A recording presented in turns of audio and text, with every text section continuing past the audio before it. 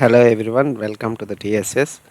In this class we are going to discuss about variable length arguments. Okay, in the last classes we had completed the three argument types, that is number one positional arguments, number two keyword arguments, number three default arguments, right? In this class we will discuss about variable length arguments. So the difference is, in the last previous classes, the argument list what we have defined at the time of function definition is constant, right? So we had stated that num1 and num2 like this, no? So there we had defined two arguments, that's it, not less, not more. Okay, so that is fixed arguments, that is fixed length. Okay, 2 or 3 or 4, some number will be there, that number is fixed.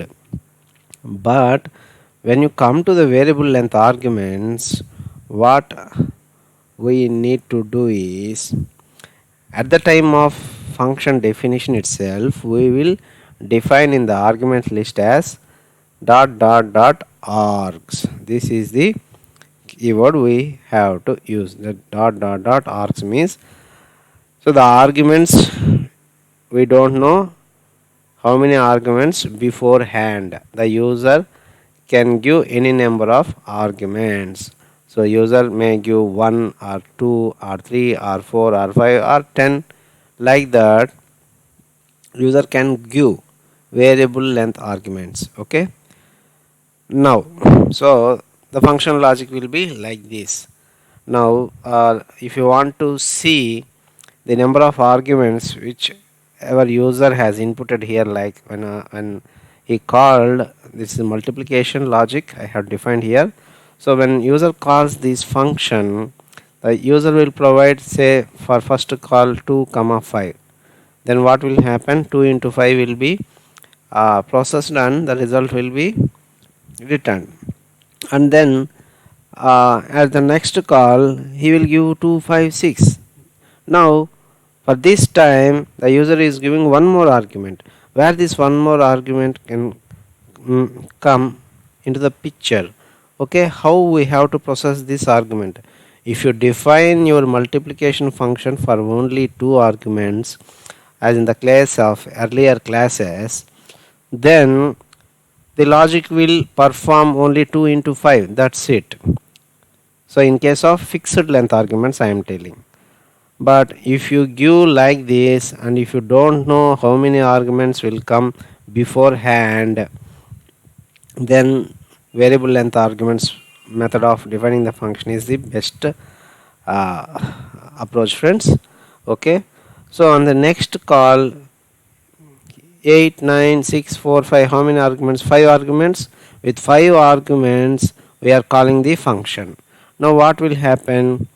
So 8 into 9 into 6 into 4 into 5, all these will be multiplied and the result will be displayed, right? So this is the advantage, friends. Okay, if you don't know how many arguments will come beforehand, then you can generally go for variable length arguments method of defining the function, right? So let us understand the logic. If you call like this mul 2 comma 5, then what will happen? This 2 comma 5 will come and store in the arguments array, right? Argument array. It will store these multiple arguments in the array form. In the last classes, what we already saw, what is an array, how to process an array methods, all those things we saw. Okay, now so after storing these arguments as an in array form, what we are doing is, we are just displaying the inputted arguments. Okay, so this code will display that, and then we are going to multiply, just a simple logic I am taking, just multiply the input arguments. Then I have initialized the result is equal to 1, because it is a multiplication. If you initialize the result to 0, then anything multiplied by 0 will become 0. So that's why for safety I declared the result, and I had initiated the value as 1, and then I had taken for loop, and where I means the variable I of ors. I am using for of loop because I am going to process arrays here. Okay, I am going to loop through an array. Okay, so that's why args is giving. Args is an array format. So in the each array element, the element will be stored in the I, then the control will goes inside the loop. So result into I, that means 1 into I means what? The argument whichever user provided, 2 comma 5, no? So first 2 will come and store in the I, then result is 1 into I means 5, because result is 2, sorry, 2. First is 2, no? So result is 2 will come and store in the I. Result is 1 into first argument is 2, no? So 1 into 2 is stored, and then what? Then the control will go again, and next 5 will be stored in the I. Then the at that point of time result will be 2, right? So 2 into 5, 10. The 10 is again stored in the result. So in the shorthand notation it will be represented as a result star is equal to I. That way also we will define it. For simplicity sake I had mentioned like this.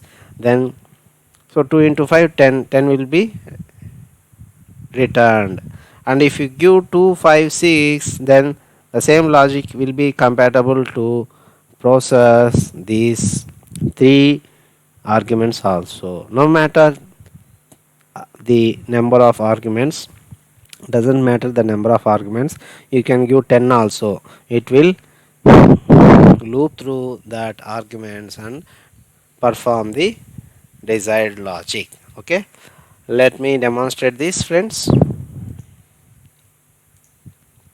Okay, now what? Function mul means multiplication. Now I am going to declare this as variable length arguments like dot dot dot args. This is important, friends, please remember.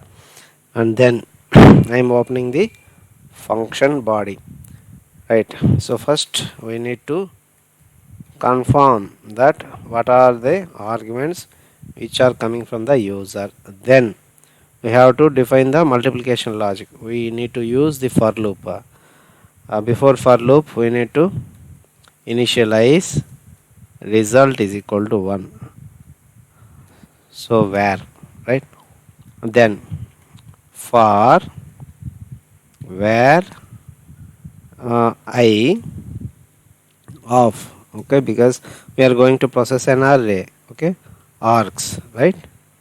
And then open the function body, then perform result star is equal to what? I. We will do like this, and then after that we will return the result, return result. Okay, so finish. Okay, so first we had defined the variable length of arguments, then we had outputted that arguments to the console, then we had initialized the result to 1, then we had used for off loop. What the for off loop will do, it will loop through the array elements. So one by one, first element will be stored in the I, then the program control will goes inside the for loop and performed this bit of operation.